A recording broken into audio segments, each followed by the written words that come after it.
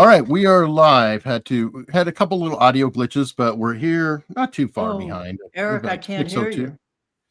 you. Well, can everybody hear me out there? I can. Okay, so welcome to the audio issues that we're having, but I wanted to bring together the whole crew, and Margaret, I think, will keep tweaking her headphones until she can hear. It is a wonderful opportunity. I got introduced to the Oklahoma City bombing story via Margaret's book, Blowback, which there is a link in the description. And that was taking me down a path into the story, which also introduced me to Kathy Sanders, who has a book, Shadows of Conspiracy. And what I think is so fascinating about all of this is there are two different investigatory tracks, if you will. There may be more, but the two ones that I am most familiar with are Jesse's, which Margaret kind of introduced me to. I think the book Blowback definitely features Jesse's story with his brother and everything else, and brings in a lot of other material too, but that's kind of the main line. And then Kathy has her own individual story. So starting off, how is everybody today? Fine. Doing great. Thank you for having us. Great to be with you all. Oh, good. Nice Can to you hear hear you. us now, Margaret? Yes, absolutely. Oh, All good. right. I was able to talk long enough for it to Woohoo! get into it. All right. Now, first thing is I put out the fact that I don't think the three of you have ever appeared together on one show live. Is that true? That's correct. Correct. It's an Well, this is great. exclusive. It is. Well, this is really neat because obviously the viewers, people will want to ask you questions, but you can ask each other questions too. Like, I think it would just be a fascinating endeavor as we're talking about things. We have theories about what the other is doing or whatever, and then you can always step in and say, well, actually blah blah blah happened. Case in point, from what I understand, Jesse, you got a phone call telling you about your brother, bringing you into the Oklahoma City bombing case. And Kathy, you were actually in the room when the call was made. Yes, I was. So can we talk about that? Because I think that might be a good nexus point. Jesse, tell us about the phone call, what was said, and how that started off your adventure. Well, we have to back up about 8 years before the call. Okay. And that was the fact my brother had been murdered, and we didn't have any understanding why. And he was murdered in August of 1995. In December of 1995 or January 1996, I received a phone call, an anonymous call, and it was back before caller ID. And so the person said, I want you to know that your brother was killed by the FBI. It was an interrogation that went wrong, and they suspected him of being a bank robber, a member of a bank robbery gang that was robbing banks to fund an attack or war against the federal government. And I took all the calls back then because you never know which one is going to be a legitimate call with some valuable information, and most of them were just nuts. They're kooks calling you. And then in June or July of 1996, I read an article in the Los Angeles Times about a fellow named Richard Lee Guthrie, who belonged to a group called the Aryan Republican Army, or ARA. They were bank robbers. And he supposedly hanged himself in federal custody the day before he was going to give an interview to the Los Angeles Times about the Oklahoma City bombing, which he said would blow the lid off the bombing. I thought that was interesting. And then, but all along we're going through trial, and people would say to me, why would the federal government murder your brother and then cover it up? And I had no explanation. I could not. I just said they did. It's obvious they did. I don't know why. And then just shortly before he was executed, I received a call or a message from Tim McVeigh that says, when I saw your brother's picture, I want you to know that I think the FBI killed him because they thought it was Richard Lee Guthrie. And that was about 2001, I think. And fast forward to 2003. And I didn't find out later that Kathy was on the other end of this call. It came from J.D. Cash. And J.D. said, "Are you Jesse Trentadue?" And I said, "I am." He said, "I'd like to talk to you about your brother a minute." And I said, "Okay." He said, "Describe him." I said, "He was about 5'8". J.D. says, "What was his build like?" I said, "He was a powerfully built man." J.D. said, "Complexion." I said, "Dark." J.D. said, "Where was he when he was arrested?" And I said, "He was coming across the border from Mexico. He'd been visiting some of his wife's family down there. She's an American citizen, but Hispanic." And he said, "Well, what was he driving?" I said, "A 1985 Chevrolet pickup truck." And he said, "Did he have any tattoos?" And I said, "Yeah." He said, "What?" I said, "A dragon tattoo, left forearm." He said, "Well, you better sit down." I said, "I am sat down." And he said, "Well, let me tell you this. The largest manhunt in the country was for John Doe 2 when they arrested your brother. White male, dark complected, 5'8", powerful upper body build, bank robber, believed to be in Canada or Mexico, driving a mid-1980s Chevrolet pickup truck, dragon tattoo, left forearm." And I said, "Oh God, and now I know. I have the explanation of why they killed him." As it so turned out that Margaret and I worked this through, he, about 2 weeks after he was arrested, they withdrew the all points bulletin for John Doe 2 and a $2 million reward. Suddenly there was no John Doe 2. It just disappeared. And he ends up in Oklahoma and is murdered 3 days later. And that call in 2003 came from JD, and Kathy was on the line too. I didn't know it at the time.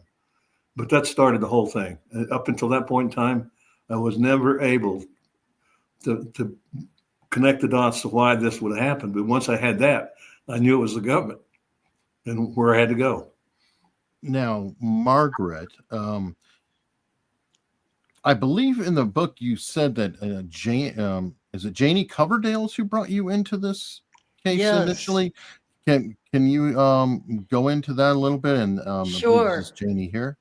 And you can see how these pivotal phone calls are converging here. We have Jesse's call and then the call Kathy and JD made to Jesse, and the call that really started my journey was from this wonderful lady, Janie Coverdale, who became a close friend of Kathy.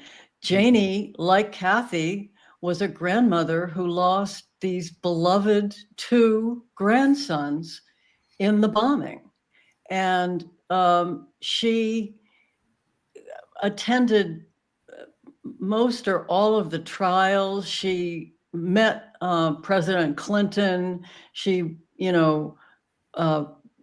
who consoled her and a lot of the other victims, and was promised that everybody who was involved in this was going to be brought to justice. Mm-hmm. And 10 years later, around the time of the 10th anniversary of the bombing, was when Janie Coverdale called me. She knew that I was prowling around the case for America's Most Wanted. I had been the news director of that show, and it stuck with me. And this character, John Doe 2, the mystery man of the bombing. And so Janie Coverdale knew I was prowling around and called and said simply, she was not one for introductions. She just said, "We need your help out here." And from some instinct, some just impulse, I just got on a plane and went to Oklahoma City to meet her and hear her story. And it was Janie who, at the end of an absolutely amazing afternoon with some other journalists who were there in town, Janie said, "You need to meet Jesse Trentadue. You need to go to Salt Lake City and meet Jesse Trentadue because he has a theory about this mystery man, John Doe 2. And of course, that's the theory that JD and Kathy had revealed to Jesse in their phone call. What year was that, Marv? That I'm was just- 2000, I want to say, well, the bombing, 1995, 2005. So okay. it was 2005. So a lot is happening in the first years of the oddies, because that's not far after when JD Cash called Jesse, I believe. Yeah, a couple of years definitely. later. Yes. Okay. And then obviously, Kathy, you're kind of, I guess I'm going backwards in time here, but you're the first one on the case, really. And it was your daughter, Edie, I believe, who inspired JD Cash to even get involved. So I think it was during the demolition of the building, Edie made a comment, and I can't recall, but was it before the demolition or after the demolition that you had the get together with the family members? Well, at the demolition, Edie made the comment to a CNN reporter, he's saying, well, how do you feel about that? And she goes, well, I want to know where the hell was the ATF? And that kind of opened the door. And it was the next day, or I think it was the next day, when Pat Ryan, the U.S. attorney, there was Luke Franey, the ATF agent, and there was a whole host of dignitaries showed up at our home. And they wanted to assure us that they weren't, that they didn't have prior knowledge. And it really left us with more questions than answers, because I had seen the sheriff's video of the bombing, the day of the bombing. And I had a picture of Luke Franey trapped on the 9th floor, and he was holding that silver lockbox. And it's like, I had asked Luke what was in that lockbox, and he couldn't tell me. And it's like later on, a investigator that was working with 2020, that was former FBI, took Luke to lunch, and Luke told him it was $150 worth of his children's savings bonds. And Luke had claimed that he had karate chopped his way out of that building. And when he was at our home, the day after the implosion would have been May 23rd, almost a month to the day of the bombing. His hands were all bandaged up from that event of karate chopping out. But on the sheriff's video, I saw him standing there shaking hands with his rescuer. So I don't know what to believe. But it did start us asking questions.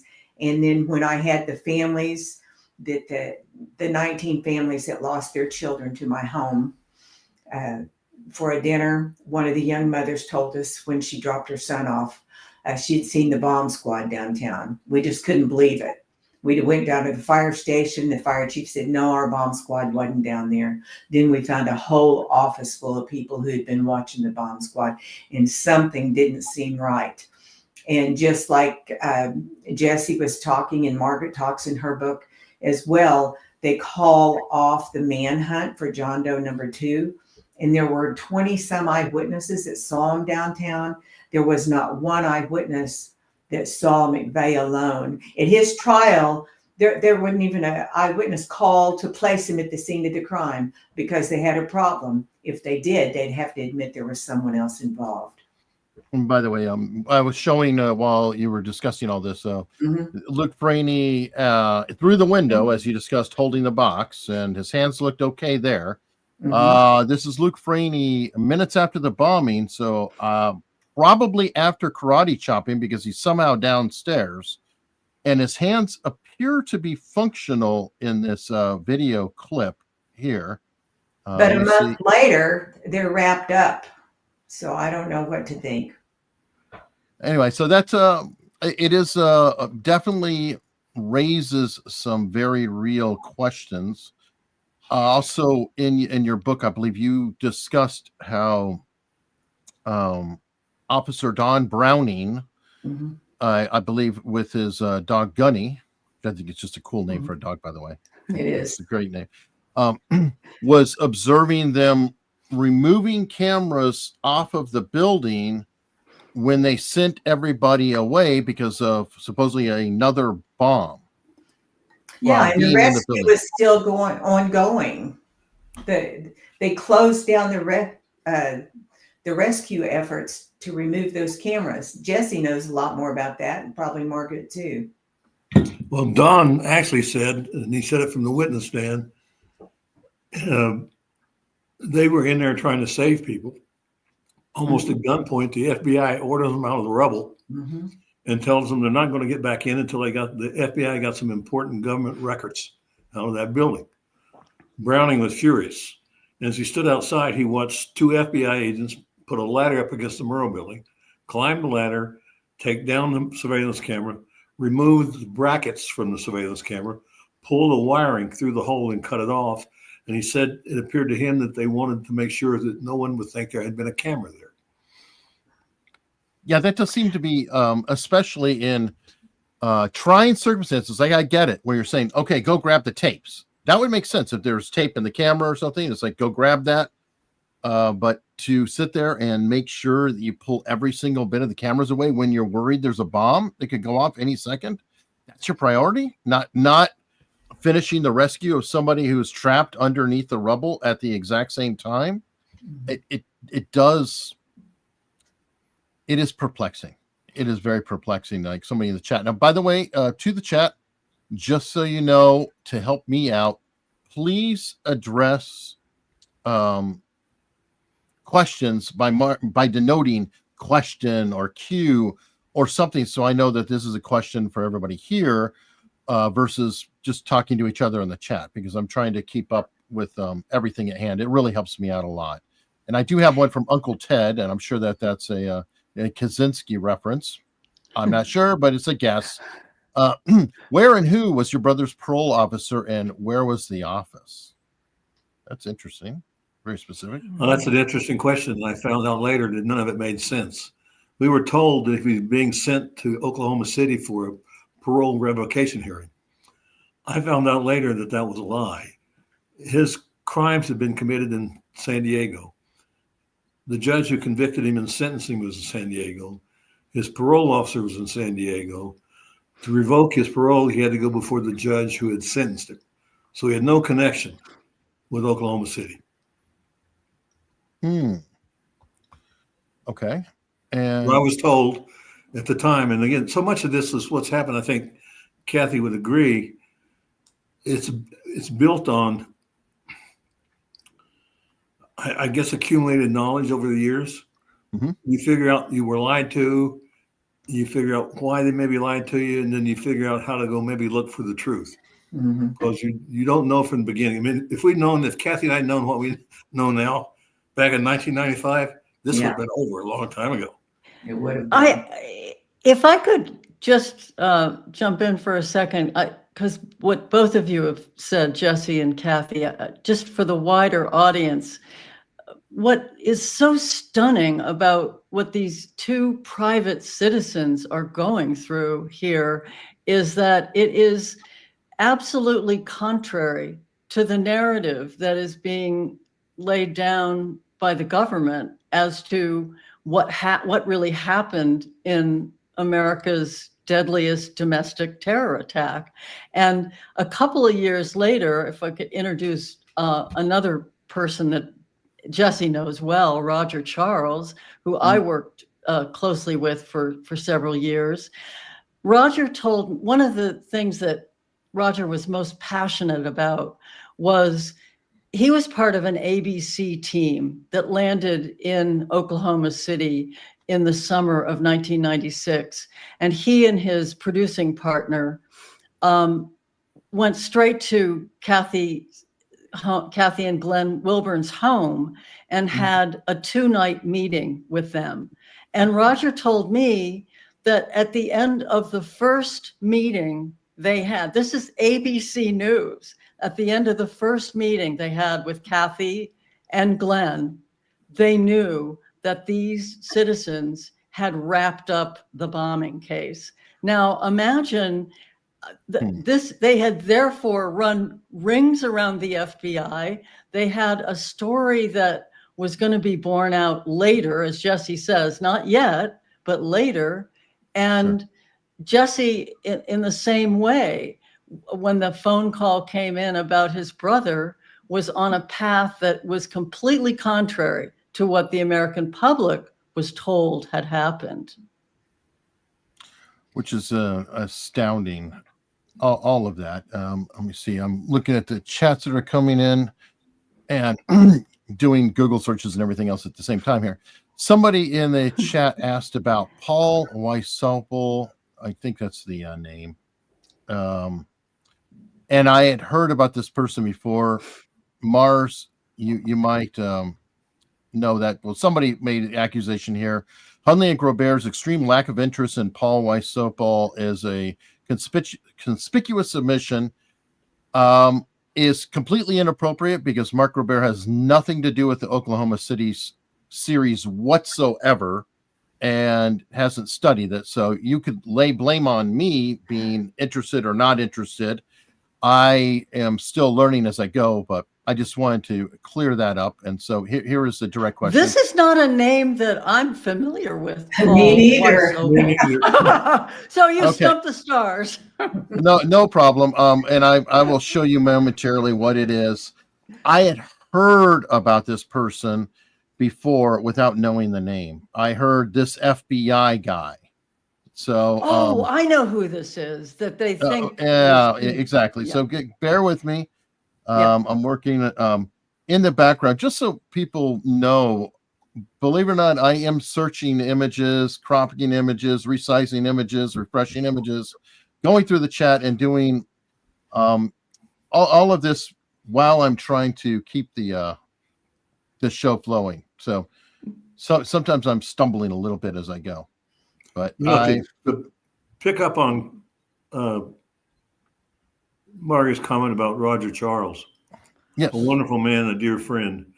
Roger told me that Kathy and her husband Glenn had figured this case out within 2 weeks of the bombing. Oh, yeah. By the way, that was Roger Charles that I was showing earlier with JD Cash. Mm-hmm. Hold on. Yeah. And Roger, like Jesse, became a lifelong friend in Mars. He worked on the bombing for years. Yeah. Yeah, just so everybody knows, because their names are going to come up quite a lot. On the left, you have JD Cash, and on the right, you have Roger Charles. Mm-hmm. Both were giants in the investigation. Sadly, both have since passed away. And it is really a shame. I would love to have had the opportunity to speak with obviously both of them. Mm-hmm. Roger he passed away much more recently. All right. Here is Paul, and part of the reason I took the extra time is I really wanted to find as best of a representation as possible to, shall we say, steel man the argument. The claim is they're the same person. And I don't know if this individual is making the claim, Ryan McLeod, but I will say, yes, they resemble each other, but they do not look the same to me. No, I've seen people who look like Timothy McVeigh. I was in the Army. Jesse, you were a Marine. You probably saw or knew Marines that resembled him, and kind of a beanpole, skinny guy, long face. He's not. No, most Marines have sloping foreheads and hairy knuckles. Okay, well, ouch. Anyway, so this is the claim. Now, I can understand that some people may say, hey, you know what? We think we saw Timothy McVeigh walking around here or doing something with the Fed or whatever. And yes, you potentially could have confused the person for him at a glance, I guess. But I don't think they are the same person. I don't. Well, Eric, I'll tell you, I watched Timothy McVeigh die. I watched him executed. I watched him take his last breath. He died with his eyes open, and he laid there and stared at us for 10 or 12 minutes before they shut the curtains. And if he was he should get an Academy Award. And I've never seen an actor able to hold their eyes open for 10 minutes. And I'm an artist by trade. I paint portraits, and their ears aren't even similar. Right. And that's kind of what I'm saying. Somebody else had sent in some footage of potentially Timothy McVeigh in 1994, I believe, on a military installation. I don't think it's the same person. I know that person has been around, and McVeigh, yes, he was alive then, obviously, and whatever, but I don't think it was the same person. But I just want to put it out there, and I don't want to be accused of ducking a question if I can look into it. One more point about this gentleman, and I've quickly read a rundown about him now that I realize who we're talking about. And I think it's been established that this Paul Wysopal actually is or was an FBI agent. And yes, he's a Tampa field special agent in charge. And his whereabouts have been confirmed at a time when Timothy McVeigh was in prison. So, if you went back through his bio, I think you'd find that he would have had to be in two places at one time. Yeah, that's a good point. Yeah. But you know what? It's intriguing, but yeah. Kathy watched Timothy McVeigh die. Yeah. Well, and there are those that have told me that McVeigh is living in a cave with Elvis out in the Arizona desert. Well, good. At least they go all out. Okay. We've cleared the slate on that one.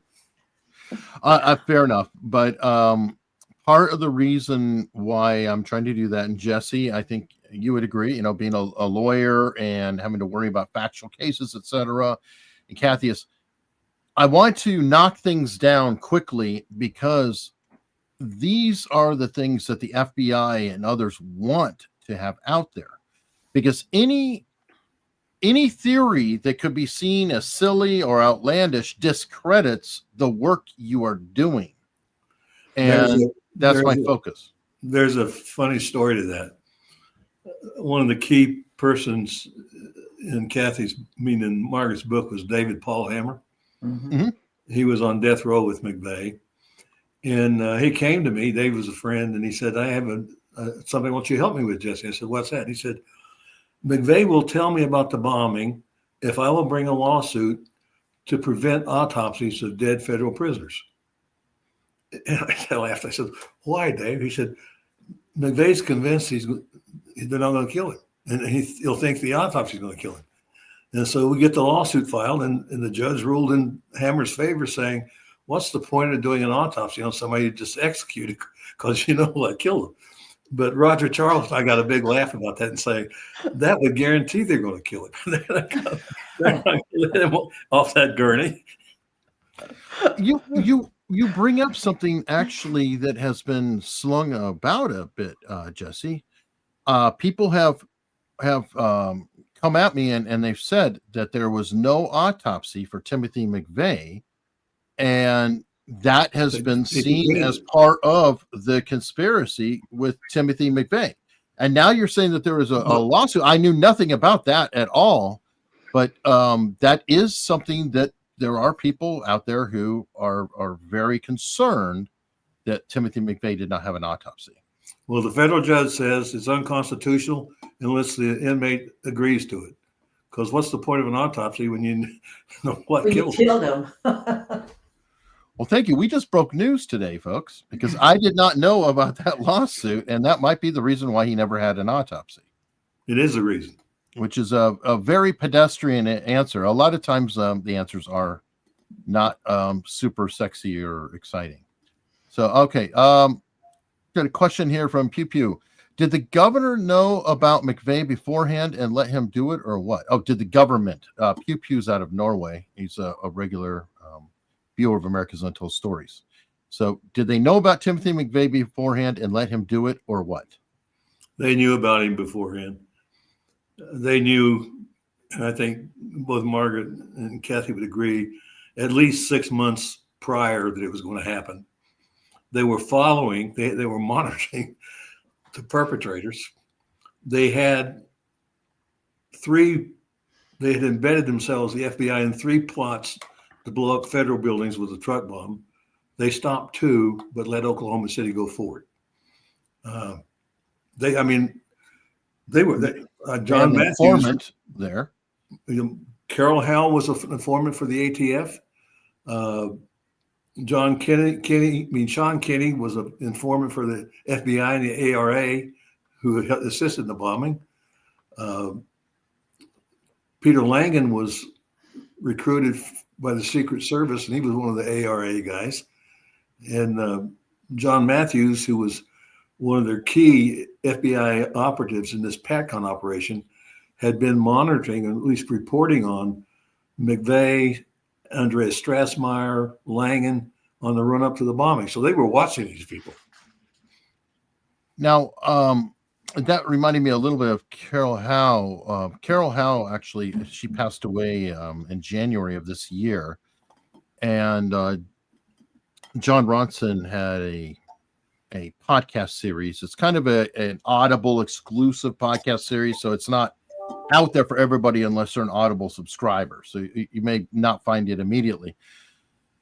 One of the things that was very interesting out of that series, and I think you agree on this one, Mars, as well, is that Carol Howe's cousin, who kind of despised her, I mean, said nothing nice about Carol Howe whatsoever, stated that they were considering naming their kid McVeigh or something of that sort, but using the name McVeigh. And Carol Howe said, "You don't want to use that name. Just trust me, you don't want to use that name." And that was in December of 1994, before any of this had happened, because there was some question of whether Carol Howe actually knew Timothy McVeigh more than that guy who called himself Tim Tuttle or not. Going by that testimony, it appears that Carol Howe definitely knew Timothy McVeigh, and not only as Tim Tuttle, but also as Tim McVeigh. Any thoughts on that, or am I getting that wrong, Mars? It's very interesting. The only source for that is John Ronson and his podcast, and it was certainly an intriguing tale he spun about the end of Carol Howe's life and the people who remembered her. I don't have any other source for such a story, Eric, and I just.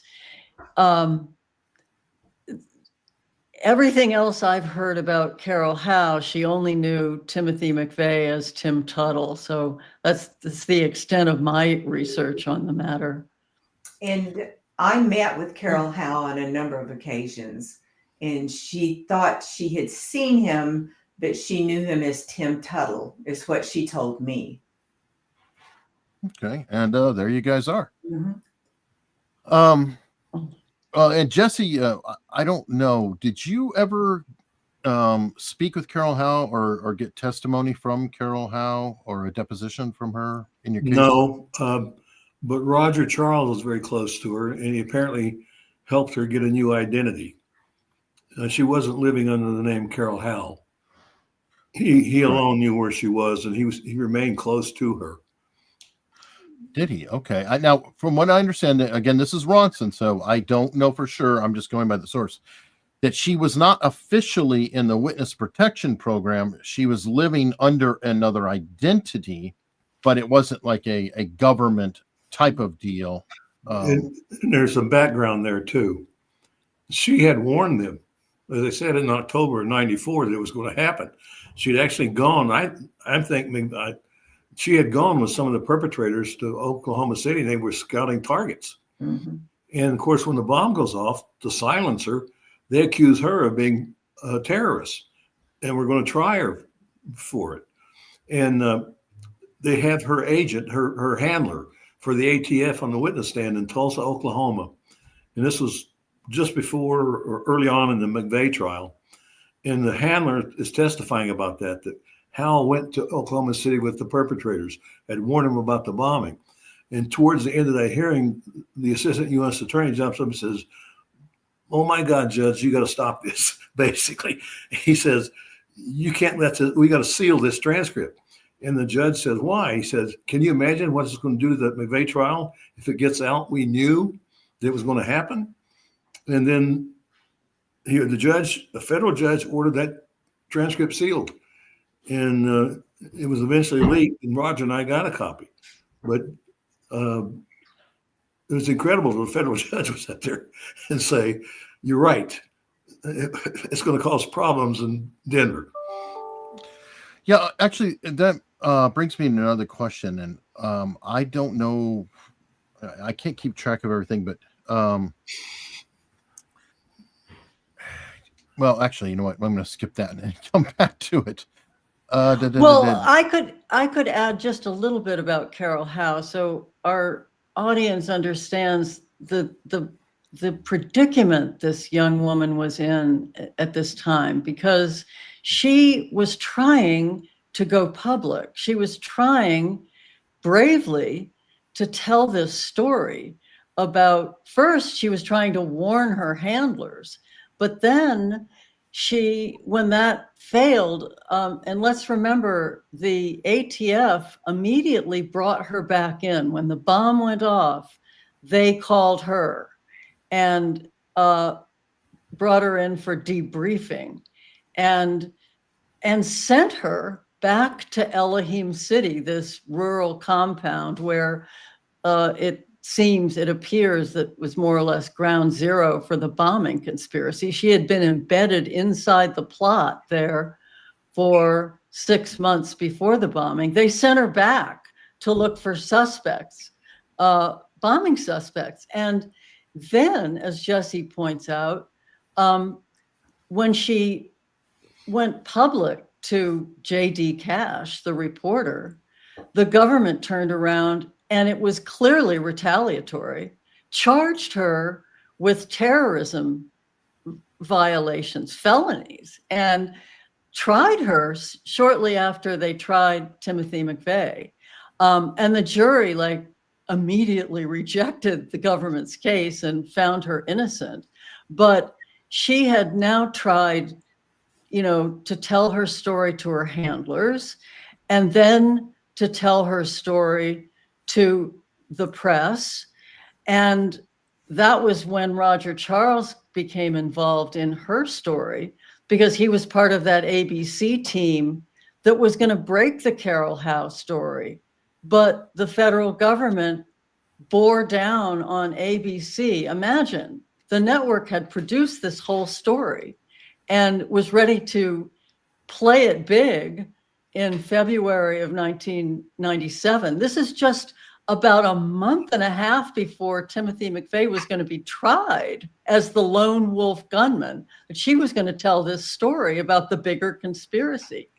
And ABC caved to government pressure the day that story was set to air and killed its own story. I mean, it was a shocking moment in media history, but it wasn't over, because there's one more step in which Carol Howe then, and this relates to the hearing that Jesse is describing, which was part of the prosecution of Carol Howe.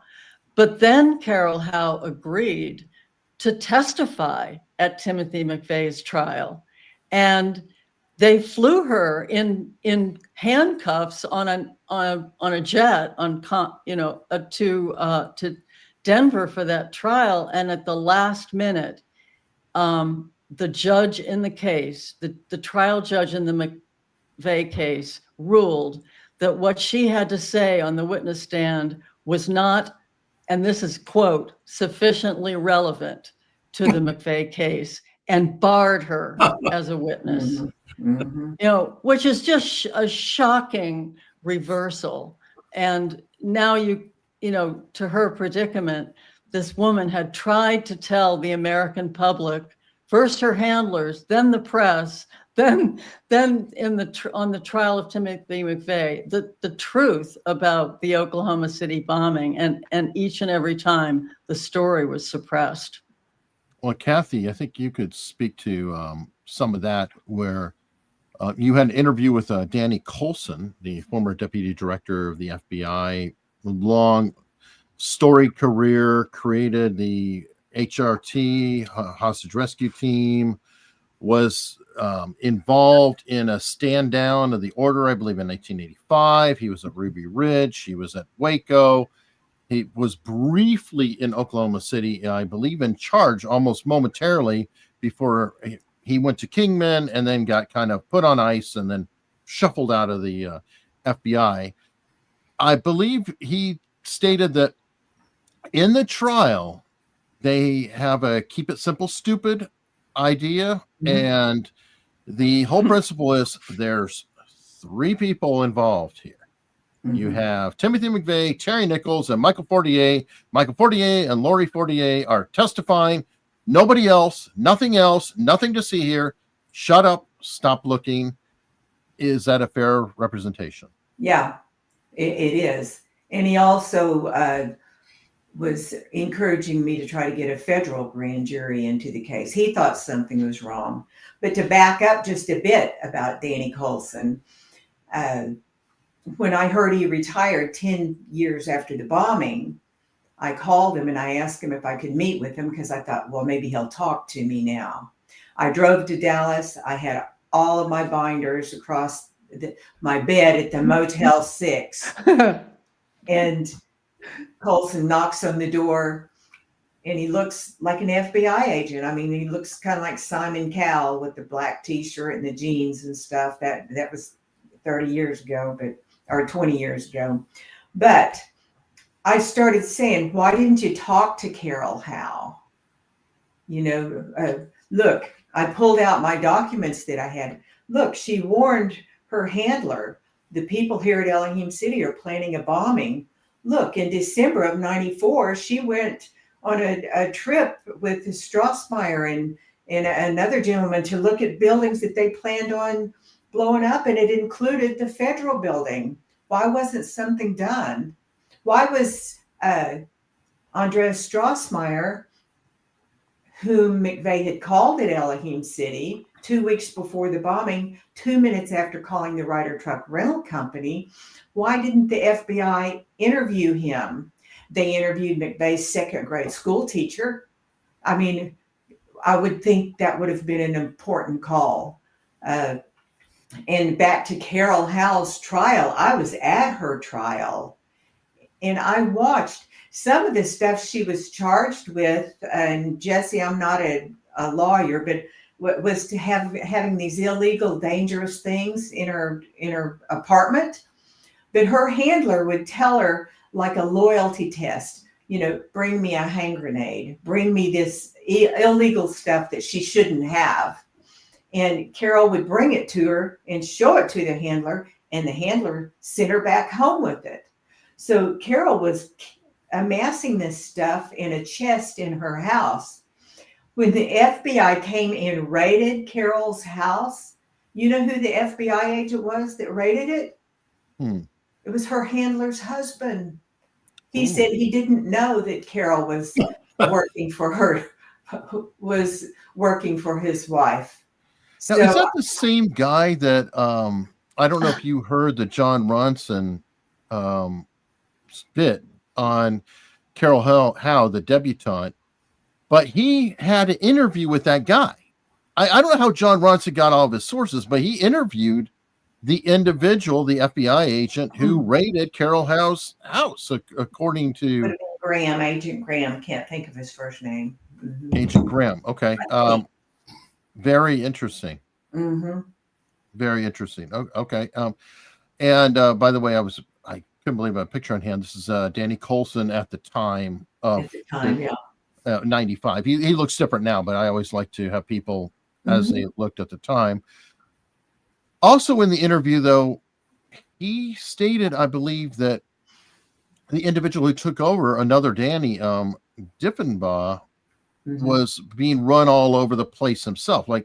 Like Danny Coulson wasn't on long enough to be told stand down to stop looking. He just was froze out. But I think he claimed that Danny Diffenbaugh said that yes, they in fact were telling him, no, don't look there, stop investigating. This is the case. This is what it is. Am I misrepresenting? Well, that's what Danny Coulson had told me. But I do know for a fact that after Diffenbaugh retired, that he had questions and he was beginning to talk. He didn't know what was going on either. I'm Do you know going to about be that, Jesse? I'm going to be the humorist in this conversation. Okay. I'm thinking about what Roger Charleston J.D. used to call Daddy. You remember that? Danny Deaf and Dumb? Yeah, I know. I wasn't going to say it because I thought his family might be listening. They said that's why he was chosen to take over the investigation. Well, Yeah. I want to definitely talk to anybody and everybody. I'm hoping that Danny Coulson will be available for an interview at some point. I would love to, discuss with him what's going on, because I want to know all sides of the case.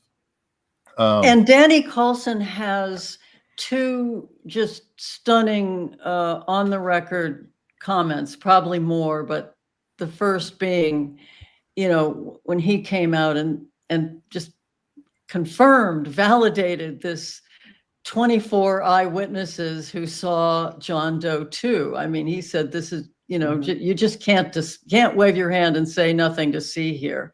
And then also later, Actually, why don't we go and play that? We know there were 24 people that were interviewed by the FBI that said they saw Mr. McVeigh on April 19th with someone else, and they had no reason to make it up. They didn't have a dog in that fight. They didn't have any reason to make something up. They told the agents exactly what they saw, and the agents wrote it down. If only one person had seen it, or two or three, but 24 people say, yes, I saw him with somebody else. That's pretty powerful.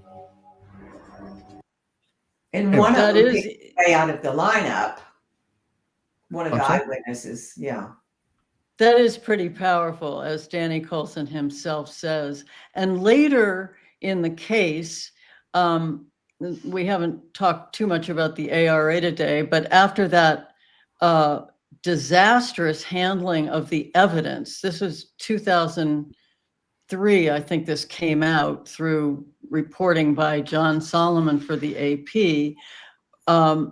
This is the ARA safe house, which was raided, where Peter Langan was arrested in 1996. And crucial evidence was allowed to be destroyed by the Columbus, Ohio Fire Department. And Danny Diffenbaugh and Danny Coulson, both in 2003, went on the record and said, this was a shocking mishandling of the evidence. Diffenbaugh said, nobody told me about these blasting caps that were found and possibly linked to McVeigh and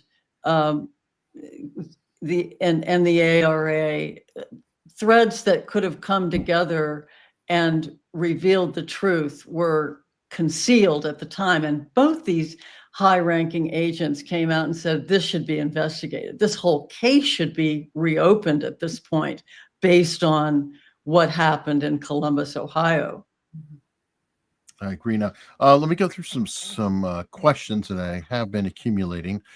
Do the guests think that the OKC was a singleton false flag, or perhaps a run-up to the World Trade Center bombings? I question whether a fertilizer bomb in a truck could have caused the OKC building damage.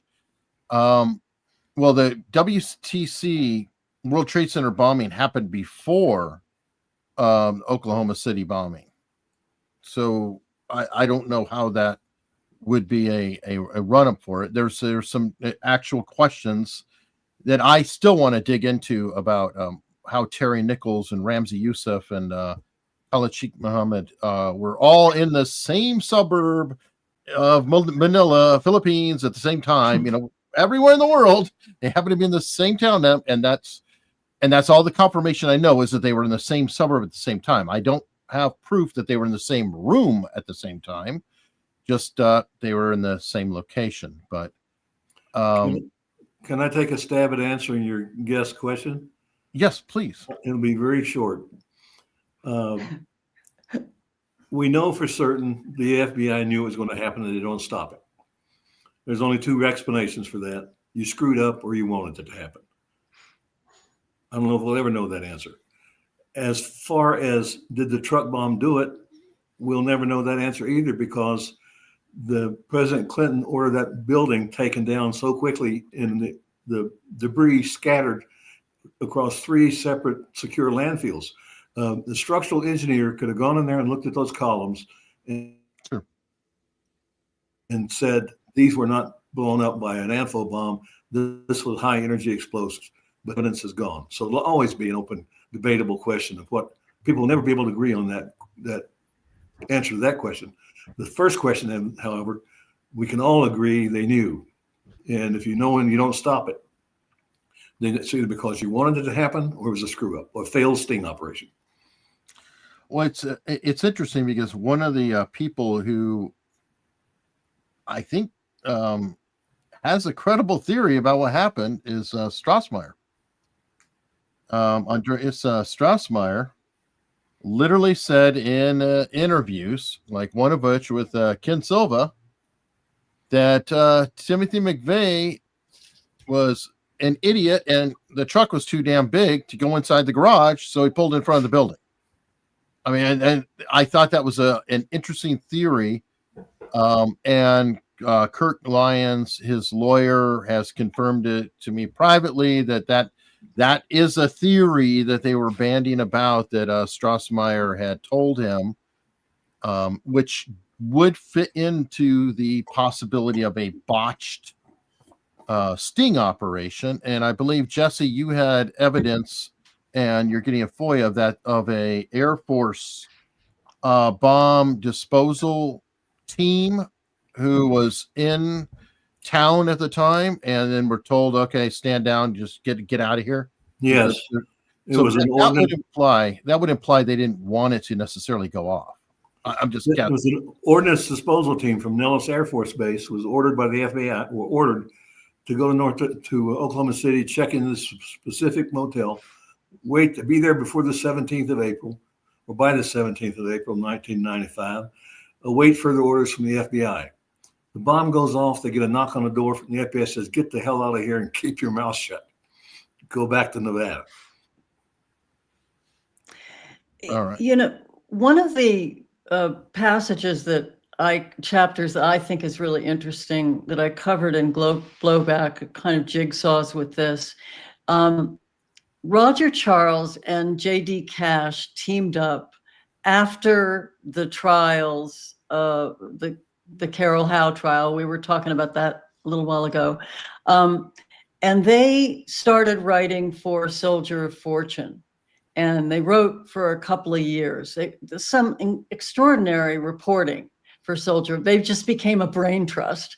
And the last pieces that J.D. Cash wrote there, kind of a reporter's journal, a fascinating read if anybody out there wants to pick up on that.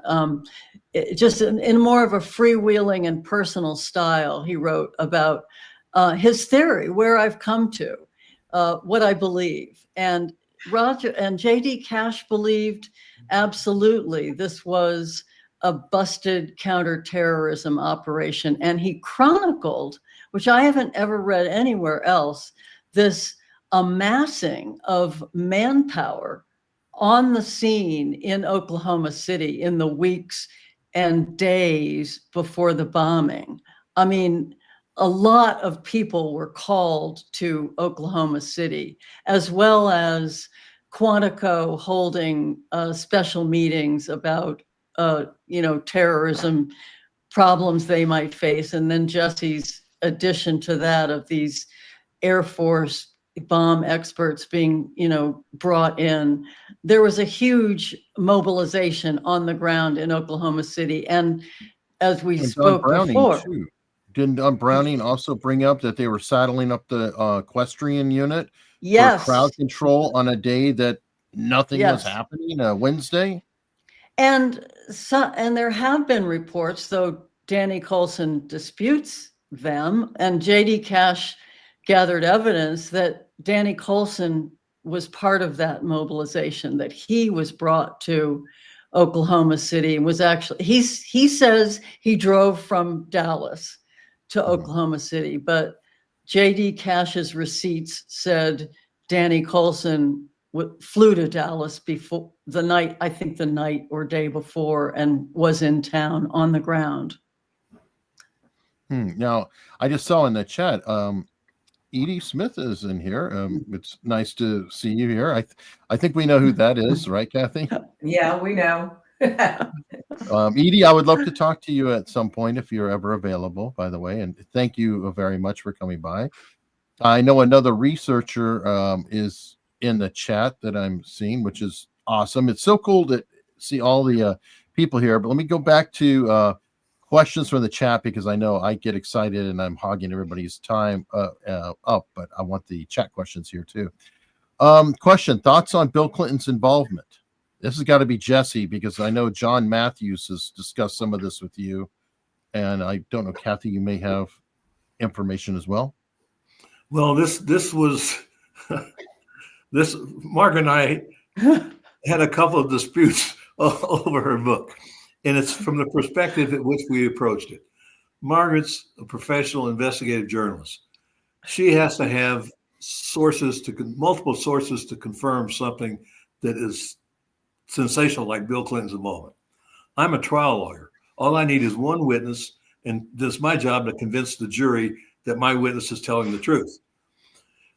Matthews was in this operation that some of your audience has not heard of before if they haven't listened to these podcasts, called Patriot Conspiracy, or PATCON was the acronym.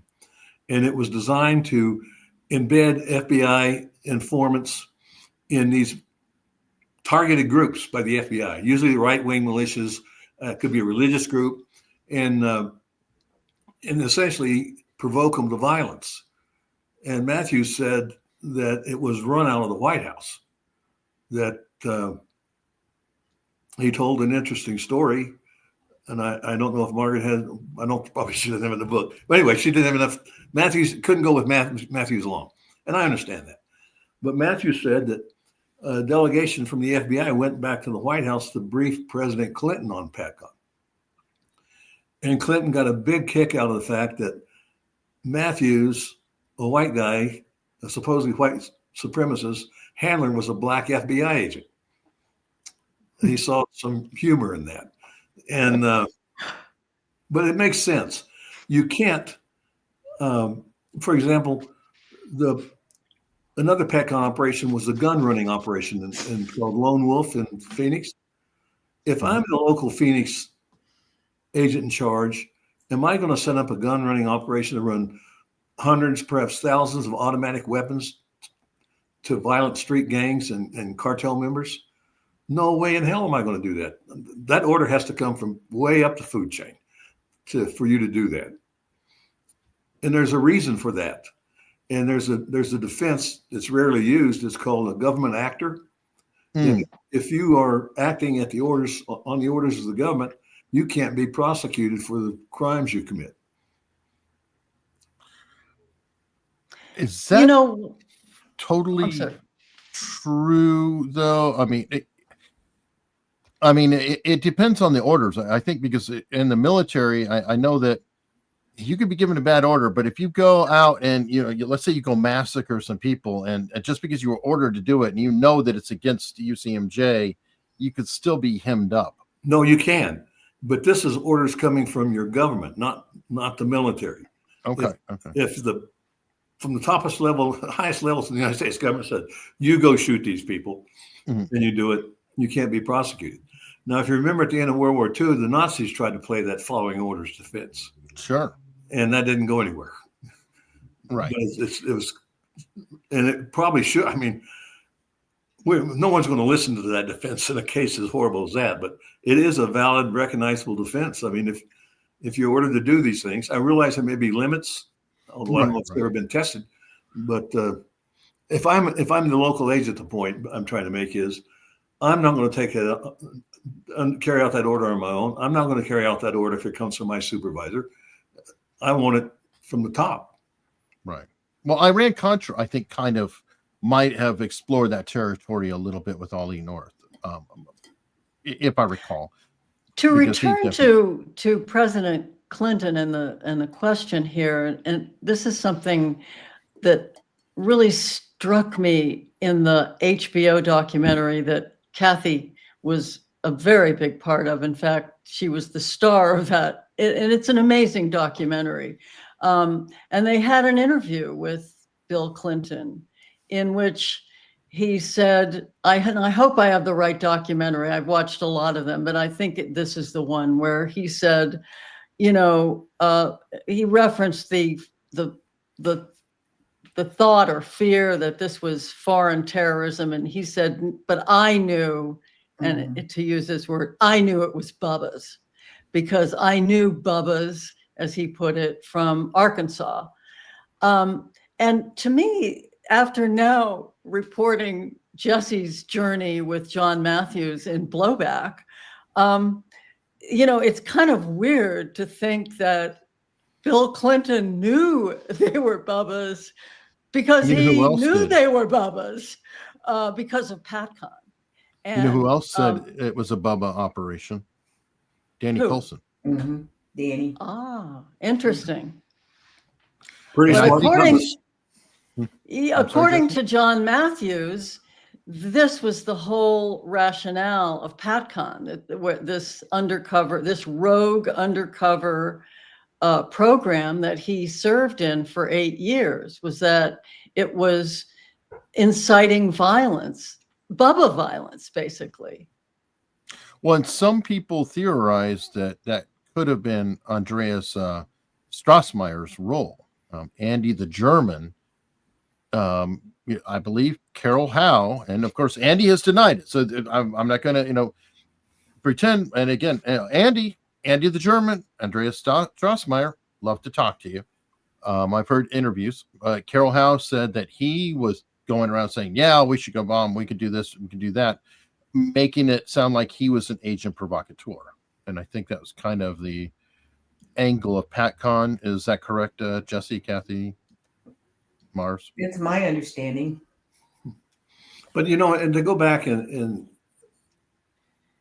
talk more about Matthews, one of the bravest men I ever met, he volunteered for the PatCon operation. He was told that the objective was to infiltrate and report on these people. And then as he was watching what's going on around him, he realizes it's not to report, it's to incite. And he tried to come forward and tell his story. And they jumped on him like a chicken on a June bug. Yeah, now there's a Newsweek. It's kind of interesting because, Roger Moore, I think, was involved with the Newsweek article, and John Solomon and John Matthews. And they wrote up a nice full-fledged piece. It's actually out there on the internet. It got leaked, stating all about PatCon, everything that was going on. And they wound up editing out everything of relevance with PatCon and just left it with John Matthews saying, my life as a white supremacist, in the Newsweek story, which kind of put him in danger with every white supremacist group because they took out every other bit. They sanitized it completely. And that was kind of another time I feel like Roger Charles got burned along with the others. That was true. As I said, Matthews, when he discovered what was really going on, wanted to expose it. And he came to me and I said, well, we got to tell this story. But I said, I can't tell it. So we got a hold of John Solomon at Newsweek, and he assigned a reporter to it who investigated everything Matthews said and verified it. I was called by a reporter. The story was going to run the last Monday in November of 2011. And the reporter calls me the week before, reads me the story. And it's, the original story, it was, PatCon, it was just exposing what PatCon was doing. When the story comes out on the Monday, it's all, as you said, it's all gone. And apparently the Department of Justice and maybe the FBI went to visit the higher ups of Newsweek over the weekend, and they spiked that story. But Matthews was furious. He said, I knew I was putting myself at risk doing this, but as a patriot, I have to do it. He said, I was willing to take that risk of my life to have the truth told. He said, but all they've done is draw a bullseye on me. He said, they didn't tell the story, but they told all these people that I infiltrated and informed on about me. And they're out there and they're not very nice people. Isn't that the truth? All right. And so this JDM became a bookend to the Carol Howe story, the other whistleblower, 13, 14 years before. This was an eerie repeat of her trying to tell her story, ABC, this one, John Matthews, this whistleblower trying to tell his story to Newsweek. These are major American media outlets, and both caved to pressure by the Justice Department. By the way, there's a that on the story, but you also have the informant. If you want to talk about history not repeating but rhyming, well, Carol Howe was put with Dennis Mahon, who is currently in prison in Scottsdale, I believe.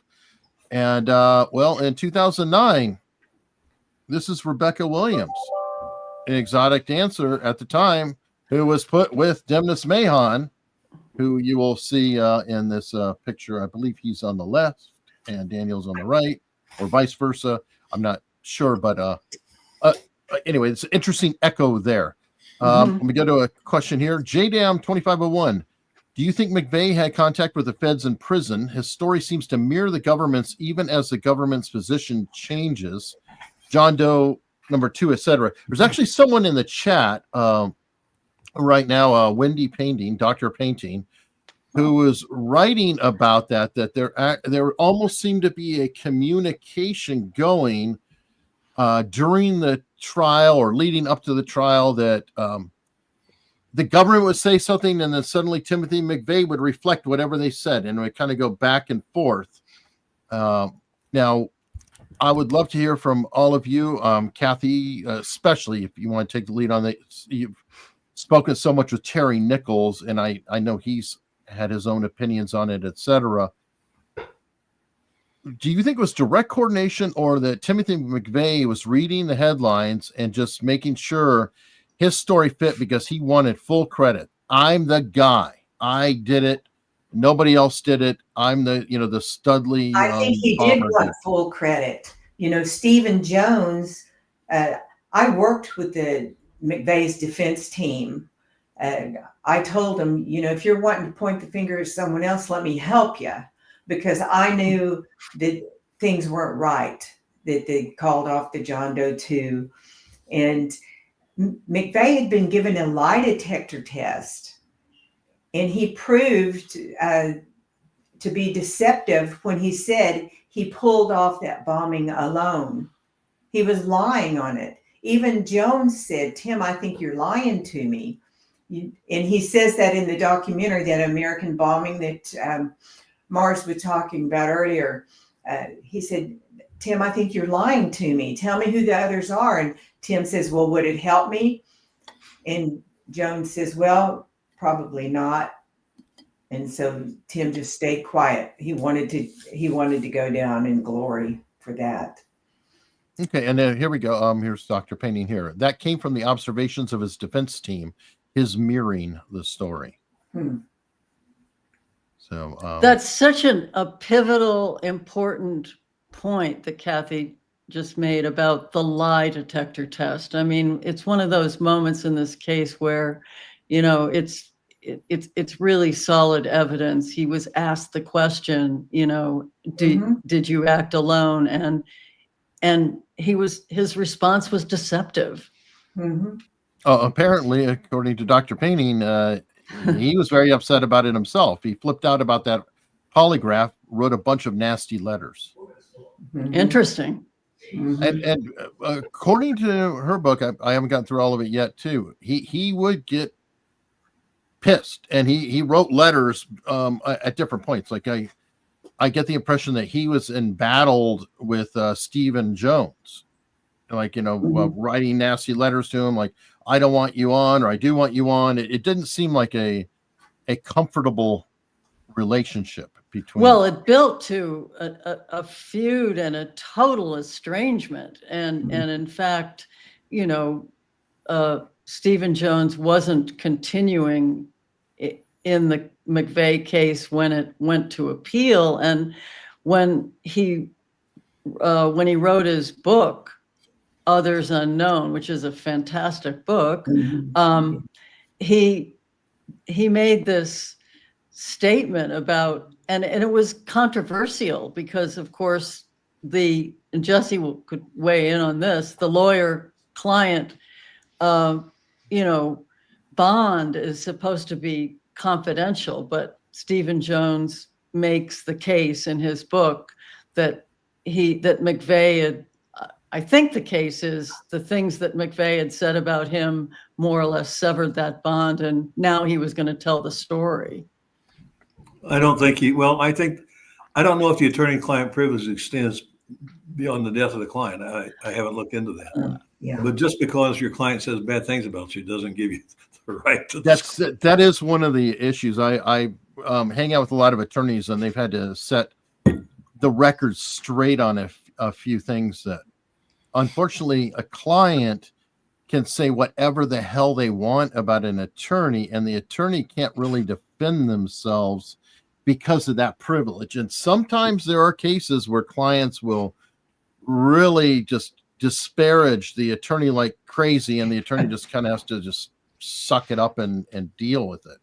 So, I may not have done justice to Stephen Jones' argument. I haven't looked at it lately, but he makes a long case about it. Probably Wendy Painting is all over that and could tell us. yeah, I think she's gone through the entire records that he donated.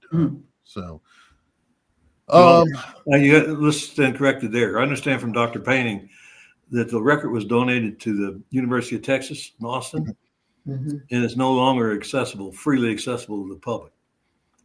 Oh, really? Wow.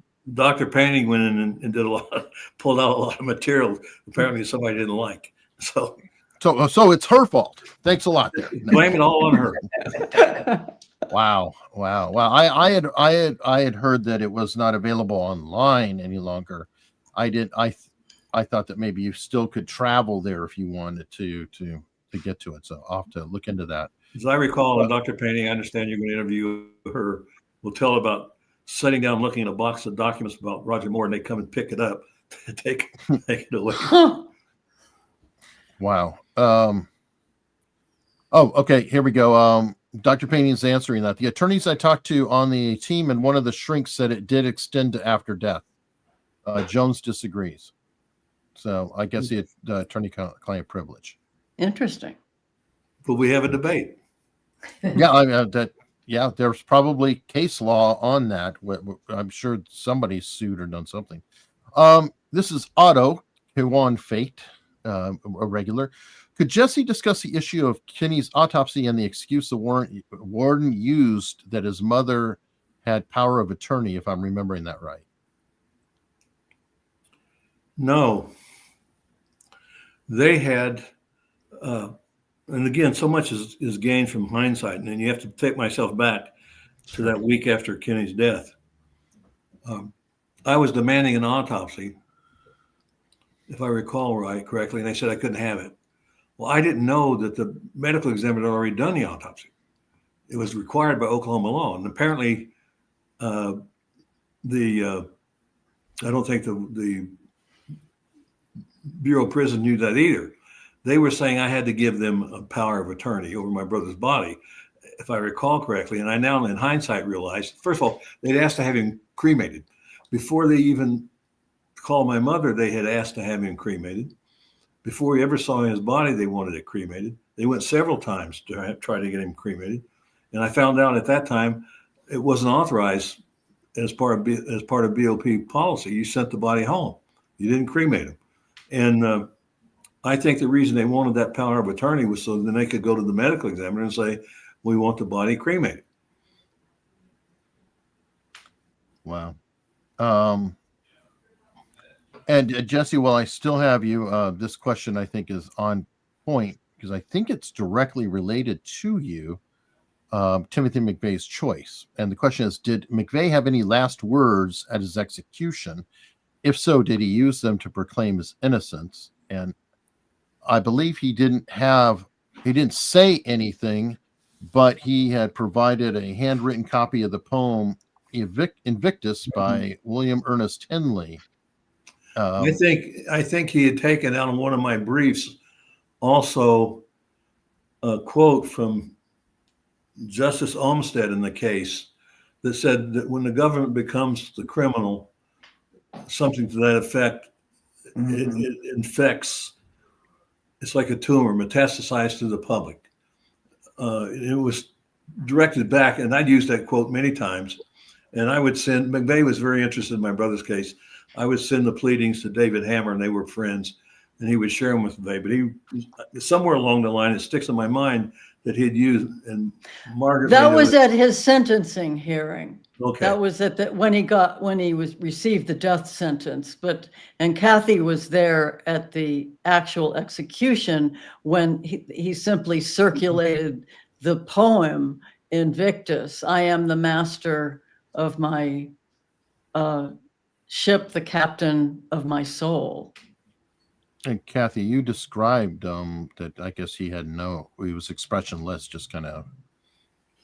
No, he was on the table and his arms were out and he had the tubes in his arms and stuff. But there was a camera there because I was in the federal facility, probably where Kenny died, Jesse, where it was being fed into the Oklahomans that were here, and we watched him. But he said nothing to us, but he did look directly at the camera, and he just glared. He gave us this cold, hard, go to hell look, and it's like the people in the room just gasp, and it's like, oh my God. And I have to tell you, since we brought this up, I'm in the room. I see John Ashcroft, who was the Attorney General at the time. He's in the back. He came to that event, to McVeigh's execution. And I waited until people got away from him. He was by the coffee pot. And I went over and I asked him, why hasn't anything been done with this? I started telling him about Carol Howe, about her rendezvous to look at those buildings that they planned on blowing up. I told him a whole list of stuff. Why was the manhunt called off for John Doe 2 when 24 eyewitnesses saw him and stuff? And you know what John Ashcroft told me? He said, ma'am, I'm sorry. I just got this job. I'm the wrong person you need to be talking to. Oh. He referred me to no one, but it wasn't him. It's like, well, who am I supposed to be talking to? That happened to me over and over. Even the governor of Oklahoma, Frank Keating, I was in the green room with him at a show, and we're sitting back there, and I'm telling him, why, you're FBI, why didn't you pay attention to what Carol Howe said? Her reports say that they were planning a building and that she had been to them, and it included the federal building. And he goes, I know her parents. That girl's crazy. And I said, well, she might be, but her reports were dead on. I've been doing this for 30 years. And that's something remarkable. I don't think people realize. One would think with, all the embattlement between the Democrats and the Republicans, you literally it was Bill Clinton's administration that all this went down in. So you would think that Ashcroft would say, hey, tell me more, please. So we can, bone up, but he's completely disinterested. That's the stuff that makes you go, are they really against each other? Well, is there really, is this a uniparty? You can kind of have to wonder sometimes. And when we were talking earlier about Carol Howe not being allowed to testify at McVeigh's trial, that was sickening to me. I remember when that happened. But what's even worse is that, and Jesse would tell us more about this, is the video cameras from around the building that would have shown the truck drive up and the people exiting the truck. In one of the reports, the Secret Service report, the guy's turns it in and he says, we watched the truck drive up and we see the suspects, plural, exiting the building. And Jesse has spent a lifetime trying to get those tapes released. Why would the judge put them under seal? That we were not allowed to see them at McVeigh's trial. We were not allowed to see them at Nichols' trial. That's just wrong on every level. Well, the FBI said they've lost them. Yeah. Oops. They've misplaced them. Their excuse to me was they may have 1 million files, and somewhere in those 1 million files is probably that tape. And golly gee, no matter how long and hard we look for it, we're just never going to find it. Right. I'm sure that. How many of you have seen Raiders of the Lost Ark? Yes. I have. The closing scene, if you think about it, when they stuck the ark inside that building, it's like, oops, we lost it. So yeah, somewhere in all those briefcases and trunks, it's probably under Iron Mountain. You know, I don't know if you remember Doge discovering the file boxes and the file boxes. Yeah, I'm sure that they got misplaced in there. Mr. Moto Soso. Question: was a rental truck simply a red herring to distract from the actual cause of the building's destruction? Some say. I think Kathy and Margaret would agree with me. There were 2 trucks. One was a decoy. Yeah, I talked about it in my book in Shadows. And they put the FBI had a transponder, a tracker on what they thought was the real truck, the bomb, and McVeigh and the boys figured it out and sent them off on a wild goose chase. And that's supported somewhat by the fact that one of my FOIA lawsuits, I found out that the CIA had spy satellites over Oklahoma. Mm-hmm. Now, this is 1995. And I talked to Roger, and he spent many years in the Pentagon. He said to move those satellites away from their orbits over China and Russia to Oklahoma would have taken something akin to a presidential order. Now, why are you having spy satellites over Oklahoma in 1995? Right. I mean, yeah, that's incredible. We just don't trust Okies, I guess. That's got to keep running those folks. Well, and not only that, at the trials, the defense and the prosecution agreed that the bomb was built at Gary Lake.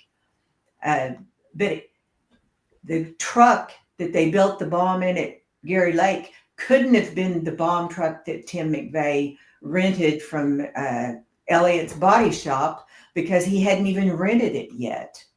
And if you talk to the owner of the Dreamland Motel where McVeigh stayed, she had seen the other truck come up and park, and she said it had more of a rounded cabby, and she went out and asked him to move it because it was going to be there on the septic tank.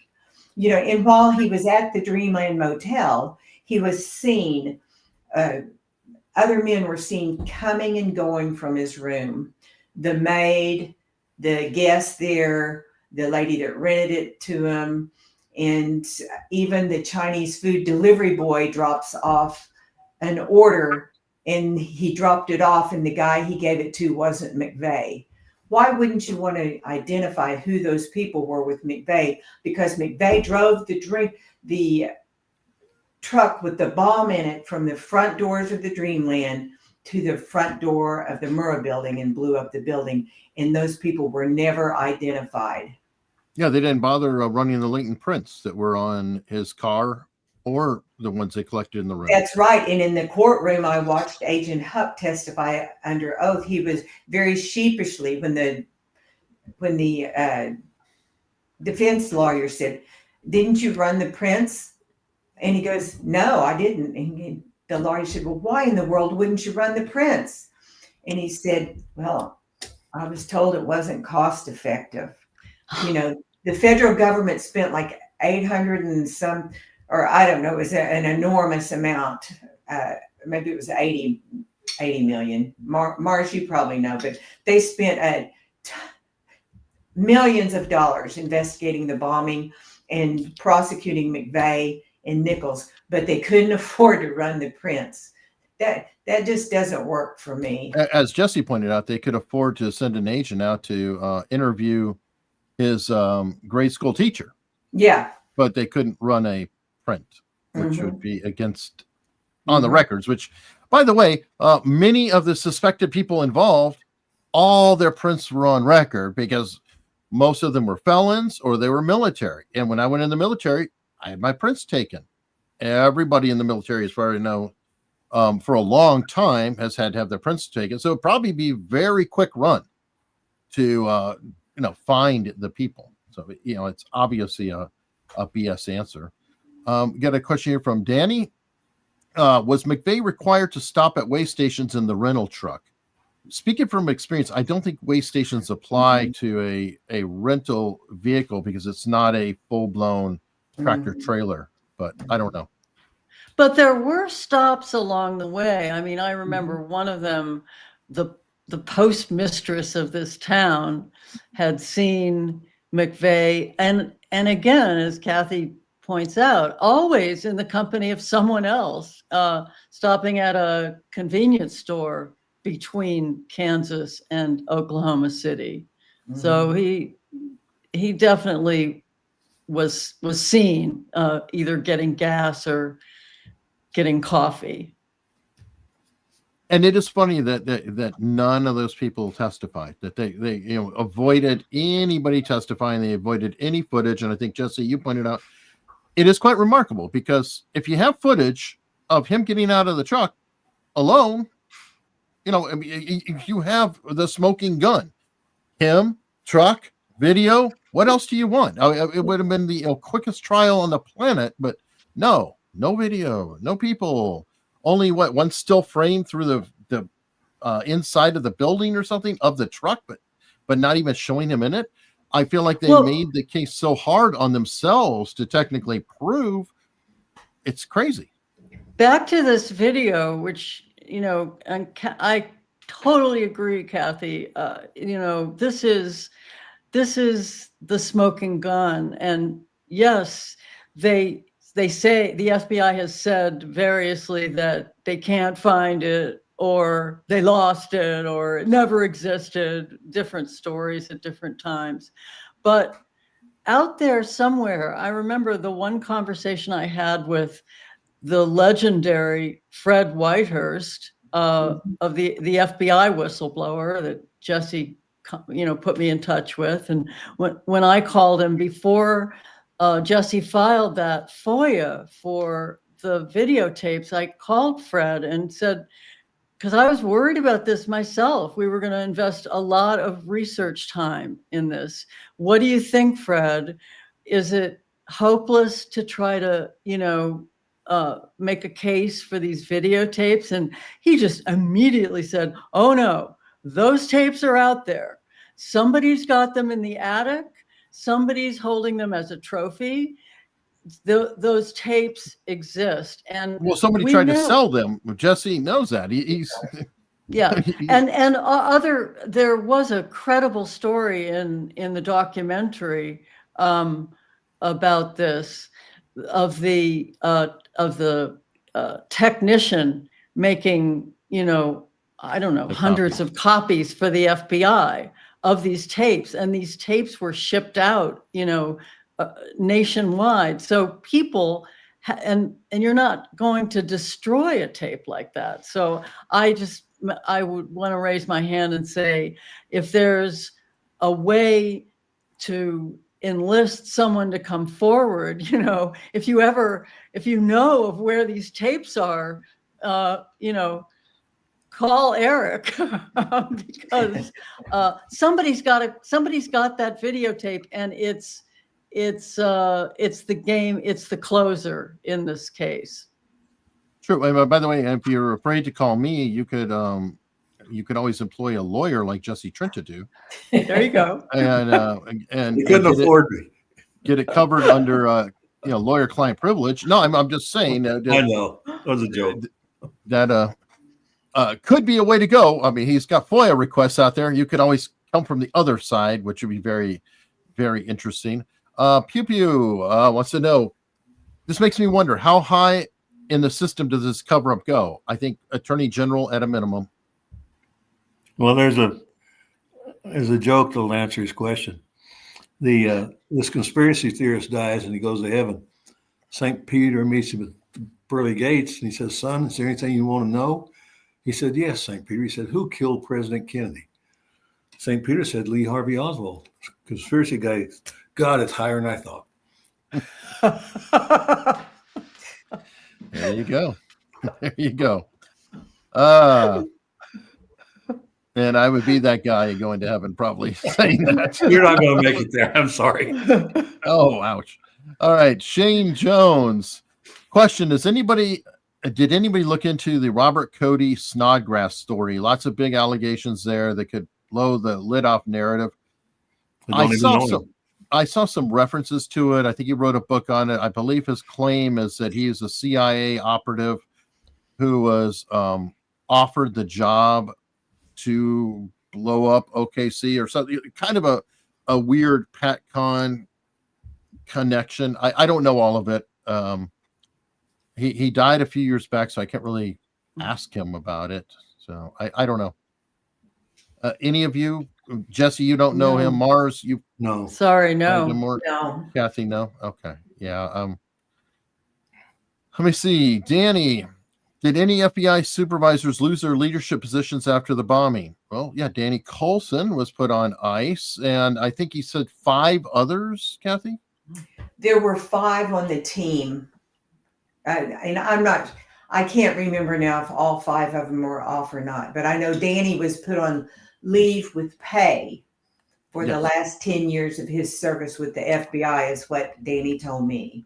Right. And he said that the others too, that all of them were put on administrative leave with pay. And he said we were senior leadership in the FBI. That was very odd. Mm-hmm. And it was, the timing is significant because it happened right after Danny Coulson basically lined up Michael Fortier as their storyteller on the Lone Wolf case. And with that in hand, there was a purge and they went forward with a new team. So they had their story and they didn't really want, it appears they didn't really want anyone interfering with that story. Right. I think in his interview, Kathy, he said that he had just picked up Fortier and was immediately diverted back and then on leave. Like it was right after he went to Kingman to grab Fortier. Is that right? I think so. I've done so many of those tapes. You're getting that from the tape I just sent you, right? My conversations with Danny, and that's what Danny said. It's been a lot of years since I listened to that tape. But, I know. he can play you in Danny's own words what Danny said. I can. I'm avoiding that right now because I would like to have Danny also do that. But yes, just so you understand. I think he would tell you. I mean, you listen to the tape. He has a lot to say, and I really want to hear it. Mm-hmm. But I want everybody to understand that this is just one interview that Kathy did. So, Kathy is a grandmother, citizen, normal person, and she's out there tracking down, interviewing Danny Coulson, Carol Howe, going into these places like Elohim City, like to Idaho, to the Aryan Nations compound, I can't even think of all the places you went to. You were interviewing the motel person who ran the place. You were like a full-blown investigator with Stephen Jones' team, correct? Well, yeah, I worked closely with him. I had access to the paperwork. I know who the eyewitnesses were, the 24 eyewitnesses, so I could go talk to them. I was directly involved. I mean, Roger Charles was a great friend. JD was a great friend. I had access to everything, and I didn't back down. I did go to the Aryan Nations. When I was showing Danny Coulson all the information that I had, he was blown away. I showed him like Jennifer McVeigh's handwritten confession. We talked about the ARA, which was a bank robbing gang that frequented Elohim City. In her confession, she says, I was laundering $100 bills for my brother that he said came from bank robberies. Well, you've got the bank robbers living right there at Elohim City, and you've got McVeigh calling there. And Danny says, well, you know, they've been funding terrorism with from bank robberies since the beginning of time. He goes, that makes perfect sense. And before I left, because I showed him so many of the documents and stuff, he said, aren't you scared? I said, well, I don't know. Who should I be scared of?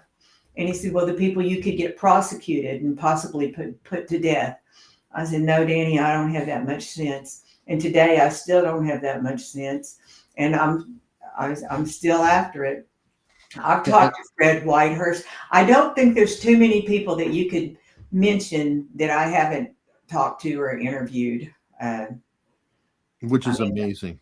And you did remind me, I forgot, yes, he did say that in the interview, that bank robberies always tied to terrorism. Mm-hmm. Mm-hmm. He was like, they run together all the time. It's a really amazing interview.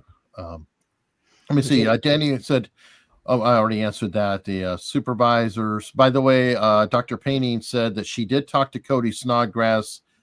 I don't think she found him. I think she said in the chat that his stories didn't line up, or it didn't all line up. I mean, so yeah, to follow up on the last comment about the Colson and the bank robbers, and Margaret knows this very well, and so does Kathy.